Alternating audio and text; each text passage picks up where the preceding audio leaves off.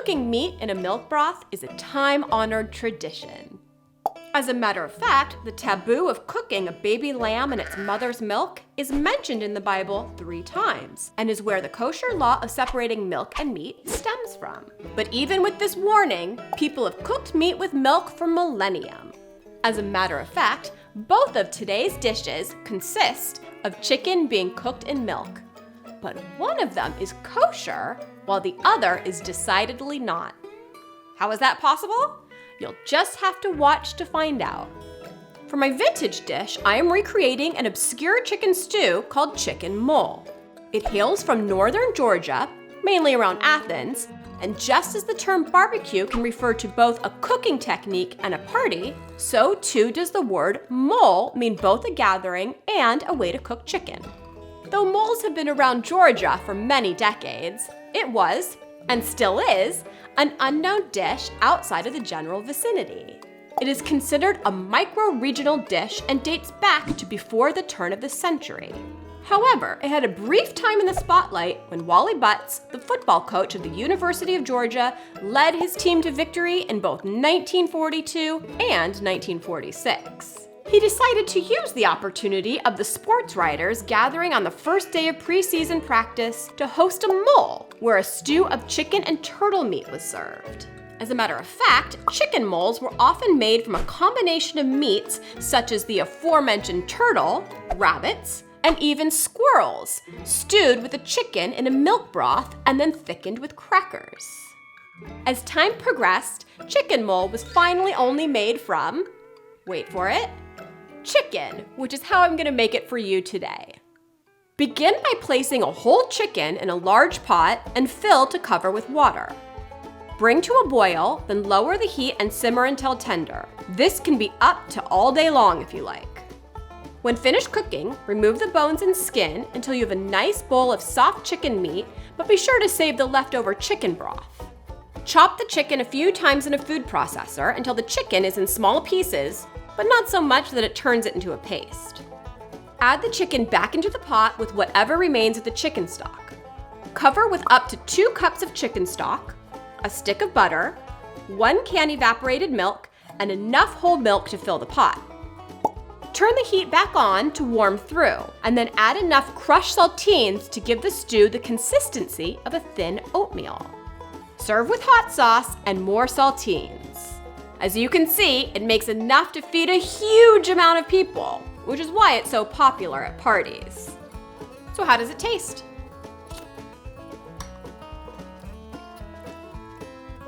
It's amazing. Tastes like a big bowl of comfort. It's all about, I guess, the essence of chicken with a little bit of cream. The saltines, which I thought would be like gross and mushy, I think give it a great texture. Hot sauce. A little bit. Wow. You know what? It cuts through the cream and practically gives it a whole different taste, which I like. It's like eating your grandmother's love. Chicken mole, fantastic. The Georgians, they really know what they're doing. In order to make it modern, I'm gonna use exactly the same cooking technique, only instead of cooking the chicken in cow's milk, I'm gonna cook it in coconut milk, and then use a few other Asian-inspired spices to give my chicken mole an exotic flair. Begin by placing a whole chicken in a pot, and then add 1 can of coconut milk, 1 cinnamon stick, 2 anise pods, half a cup cilantro stems, 1 large lemon cut into 8ths, 1 stalk of lemongrass, and 6 smashed garlic cloves. Cover with 1 32-ounce box of chicken stock and 1 teaspoon salt, then bring to a boil. Lower the heat and simmer, mostly covered, for 2 hours until the chicken is tender. When the chicken is finished cooking, remove it from the pot and strain the broth. Return the strained liquid to the pot and set aside. Once the chicken is cool enough to handle, debone and chop into small pieces using a food processor. Place the chicken back into the pot and bring up to a simmer. Add a bag of baby spinach to the pot and cook for another minute or 2 until wilted. Serve alone or over cooked rice. Garnish with cilantro and chopped scallions. The coconut milk is so creamy and so bright and so wonderful. And I can taste a little hint of the cinnamon and definitely the anise, which it gives it like a really, like I said, an Asian flavor. Very comforting.